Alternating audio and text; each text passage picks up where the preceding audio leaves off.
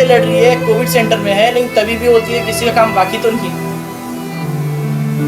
युवा है, उम्र तो ख़त्म नहीं हुई है, अभी स्टार्टिंग है हमारा, लेकिन एंड वक्त हम दावा ये करेंगे कि हमने इतना मेहनत किया है, उसका फल हमें जरूर मिले। नमस्कार, द डे पॉलिटिक्स में एक बार फिर से आपका स्वागत है।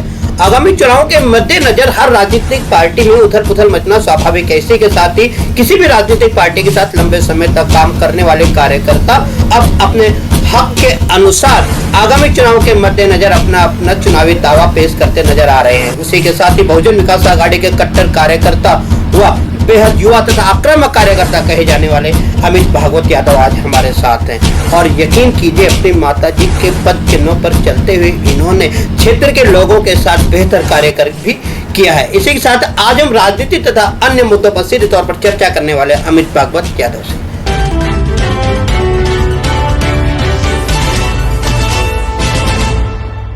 अमित जी नमस्कार। नमस्कार। अमित जी, सबसे पहले आप ये बताइए, आपकी उम्र अभी बहुत कम है, उसके बावजूद भी आप राजनीति में रुचि दिखा रहे हो, वो भी इस कदर कि आप सीधा आगामी चुनाव में अपना दावा भी ठोक रहे हो। हाँ बिल्कुल, क्योंकि बचपन से जब मैं पैदा हुआ उनसे पहले से मम्मी पार्टी से जुड़ी हुई है। फिर हम लोग है छोड़, मम्मी ने इतना काम किए जगह पे, सब जगह काम करते हुए आए, छोटे से बड़ा हुआ, सिटी के झंडे पकड़े हम लोग हमेशा घूमे। प्लस मम्मी को देखा यहाँ काम करना, कभी पुलिस में जाना, कभी इनका पानी का कनेक्शन चलाना, किसी को राशन कार्ड बनाना, बहुत सारे काम जो मम्मी के थ्रू है उनके साथ मैं भी था हर जगह जाने पे, देखने पे कैसे काम होता है, क्या होता है। नगर पालिका का चुनाव मम्मी जीती, नगर पालिका में चुनाव में काम कैसे किए, सब किए, इलेक्शंस हुए, कैसे काम कैसे करना है, वो सब काम देखते थे। मेरे मन में भावना आती है मैं भी कुछ करूँ। हम भी युवा है, युवा को बोलते हैं जैसे रुपये ज़्यादा प्रथम महापौर अपने युवा महापौर बने सबसे कम उम्र में, उनको देख प्रेरणा बढ़ती है। अपने हमारे महापौर अपने एमएलए सबसे कम उम्र के एमएलए बने हैं, उनको देखे और प्रेरणा बढ़ती है कि हम युवाओं को कुछ स्थान मिल रहा है और कुछ काम हम लोग कर सकते हैं, हम आगे बढ़ सकते हैं।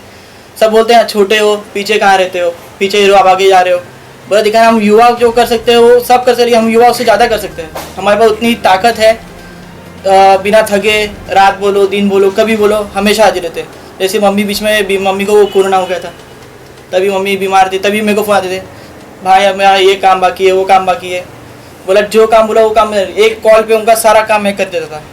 तो सारा काम करते करते प्रेरणा लगी, फिर हमें सब बोलने लगे आप मैडम आप खड़े हो रहे हो इस बार। बोला मम्मी बोलती है अभी तो खड़े तो नहीं होंगे, तो तभी ज़रा ख़राब चल रही है, जैसे पार्टी देंगे वैसे। तो बोलते हैं पब्लिक बोलने लगे आप खड़े नहीं हो रहे तो अपने लड़के को खड़ा करो, वो भी हमारे साथ अच्छे से पहचानते हैं, काम कर रहे हैं हमारे साथ। वैसा करके मेरे को बोलने लगे आप भी आगे बढ़ो, हम करते रहेंगे। वो देख के मन में बोलते हैं करते रहेंगे चलो। इस कोरोना काल या अन्य समय में आपने जनता की सेवा किस हिसाब से की है? क्या हर समय आप अपनी माताजी के पद चिन्हों के आधार पर ही आपने काम किया है या अपनी ओर से भी आपने जनता के लिए कुछ किया है?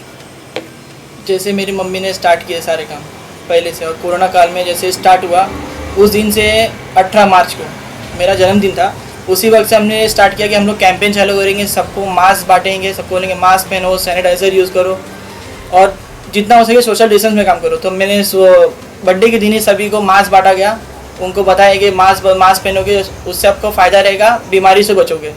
फिर उसके हमने खाना बांटना चालू किया, गली गली गए हम लोग, बॉडी बनाए मतलब ग्रुप बनाए और जितने युवा लड़के लोग थे सभी बोले भैया आपके साथ ज्वाइंट होंगे, आपके साथ काम करेंगे।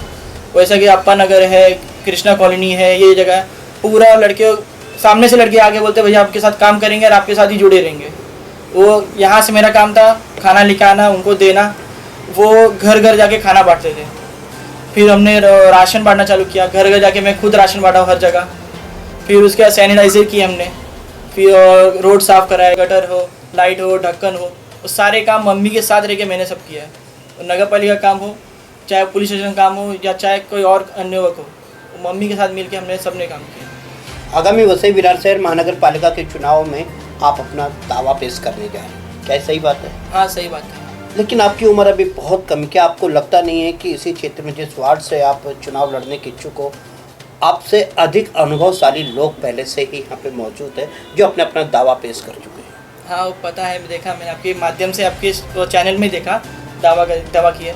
उनकी इच्छा है वो दावा करे, मेरी इच्छा है मैं अपना दिखा रहा हूँ। मेरे जैसे मेरे रोल मॉडल है, दादा मेरे रोल मॉडल है, उनको देख के मैं चलता है, उनका भाषण सुनता है, अप्पा के भाषण सुनता है, जो वो काम बोलते हैं, वो काम जो उनका व्यू है एक युवा का जो व्यू होता है ना वो आगे बढ़ता है। जैसे उनने होल्डिंग पॉइंट का निकाला था, सब जगह पानी भरा था, अपने आसपास में पानी भरा था, लेकिन उनका व्यू क्या था, अगले साल अगर पानी भरा सबसे कम वक्त में पानी हम लोग खाली करेंगे। सब जगह पानी भरा लगे, अपने यहाँ पे पानी सबसे तेज़ खत्म हुआ, निकला बाहर, वो काम हुआ। प्रति फिर अपने उनका था पानी का भी, पानी जो प्रॉब्लम था अपने इधर, वो कम कराए। उनको देखते उनके भाषण देखते, जो बोलते वो करते। हमें मतलब हमारे पार्टी से इतना भरोसा है, हम कब बोलते नहीं है, हम करते फिर बोलते हैं। आप बाकी लोगों को देखे रहेंगे, आप भाषण करते हैं, इनने ये नहीं किया, उनने वो किया। हमें बोलने से मतलब नहीं, हमें सिर्फ करने, हम लोग जो करते हैं वही करते हैं और वही बोलते हैं। जैसे जुनाइड ट्रस्ट से हमें खाना आया था, जुनाइड ट्रस्ट से बांटा, सरकारी खाना में दिया गया था, वो तहसीलदार से वो उनको बोल के हमारे खाना कम पड़ रहा है, पब्लिक बहुत है, उनको खाना नहीं पहुँच रहा है, तो उनने मेरी मदद की है। फिर ऐसे अन्य का हॉस्पिटल से सपोर्ट किया उनने मेरे को राशन बांटने में, सब में। और हमारे डॉक्टर्स है, अम्मी डॉक्टर है, महावीर हॉस्पिटल जो है उनका, फिर सादी डॉट वाले अंकल है उनने, महेश डॉक्टर, बहुत सारे डॉक्टर हैं जो कोरोना काल में इतना मदद की है कि सबको, सबके पास राशन पहुँचाना, सब खुश है। मतलब कोई भूखा नहीं रहा। दादा ने जो बोला, अप्पा ने जो बोला, कोई भूखा ना रहे हमारे वार्ड में, वो हमने किया। और हमारे वार्ड करते करते हमने सभी वार्ड में भी दिया। जो वार्ड्स है, मेरे को विरार से फ़ोन आया, वसई से फ़ोन आया, बहुत जगह से, हमने ऑनलाइन डाले थे राशन की चीज़ बोल के, उनको राशन पहुँचाया। और अपने राशन की दुकान पे आके हमने खुद बैठ के हम राशन सबको दिए, गर्दी नहीं कराए, सोशल डिस्टेंस कराए, सबको काम कराए। ये सब काम करते करते स्टार्ट कर दिया हमने। क्या ये सब काम आपने आगामी चुनाव में टिकट लेने के लिए किया? नहीं, ये काम तो बचपन से करते आ रहा हूँ मम्मी के साथ। जैसे मम्मी ने मेरे को आगे बढ़ाया, जो मम्मी ने मेरे को सिखाया, मैं वही करते आ रहा हूँ।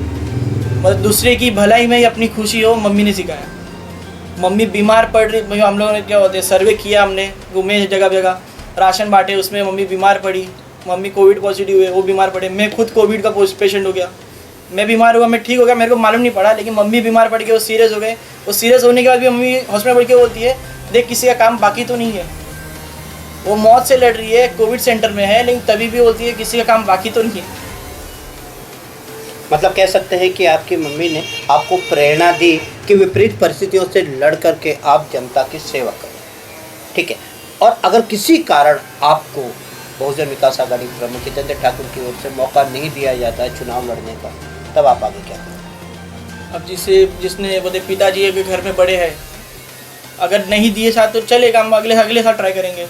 युवा है, उम्र तो ख़त्म नहीं हुई है, अभी स्टार्टिंग है हमारा, लेकिन एंड वक्त हम दावा यही करेंगे कि हमने इतना मेहनत किया है, उसका फल हमें ज़रूर मिले।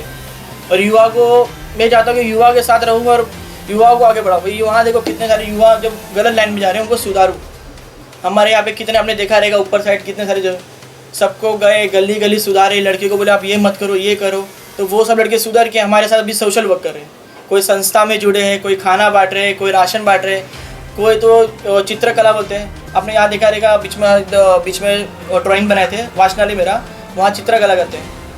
वहाँ ये मैसेज आता है कि आप जो लड़की की कितने कैसे होते रिस्पेक्ट करो, उनको परेशान ना करो, क्योंकि घर में तुम्हारी भी बहन है। उनको बताया जाता है आप जो नशीली पदार्थ लोग यूज़ करते हैं, वो यूज़ करने से उनको क्या नुकसान होगा, प्लस उनके घर में क्या होने वाला है, कितना होता है। अगर आप दिन का अगर 110 रुपये खर्चा करो तो महीने का खर्चा कितना होता है। उनको ऐसा करा कि उनको पता है कि तुम कितना खर्चा करे, उतने में तुम्हारे पैसा कितना बचेगा अगर ये चीज़ आप यूज़ नहीं करेंगे तो।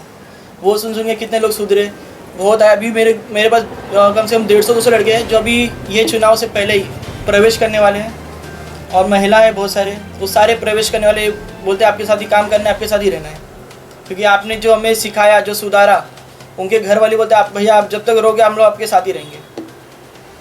समाज के प्रति निस्वार्थ भाव से किए गए कार्यों के चलते व पार्टी के प्रति आपके निष्ठा को देखते हुए अगर आपको किसी कारण चुनाव लड़ने का मौका नहीं मिलता और अन्य पार्टी आपको ऑफर देती है कि आप हमारी पार्टी ज्वाइन करके आप चुनाव लड़ सकते हो, तो क्या आप यह ऑफर स्वीकार करोगे? ऑफर तो बहुत मिले हैं, लेकिन सब मना कर दिए, बोले जिस परिवार से जुड़े हैं उसी परिवार में रहेंगे, परिवार छोड़ के नहीं जाएंगे। अगर आपको चुनाव लड़ने का मौका नहीं मिलता है फिर भी आप इसी निष्ठा के साथ जनता की सेवा करते रहोगे? हमेशा, मरते दम तक। आपने देखा कि किस तरह से एक सक्रिय व युवा कार्यकर्ता के साथ बातें हुई और उसने कहा कि पार्टी के दिए गए दिशा निर्देश के आधार पर लगातार मैं काम करता रहूँगा, चाहे मुझे टिकट मिले या न मिले। अगर उसे टिकट नहीं मिलता है तो अगले इलेक्शन में मैं फिर से ट्राई करूँगा और पार्टी के प्रति बेहद निष्ठा के साथ लगातार काम करता रहूँगा। आज के लिए अमित जी नमस्कार। और इसके साथ ही आगामी चुनाव के मद्देनजर हम आपको लगातार यूं ही हर उस शख्सियत से आपकी मुलाकात कराएंगे जो क्षेत्र की राजनीतिक व्यवस्था व चुनाव को प्रभावित करने में पूरी तरह से सक्षम हो। देखते रहिएगा 30 पॉलिटिक्स।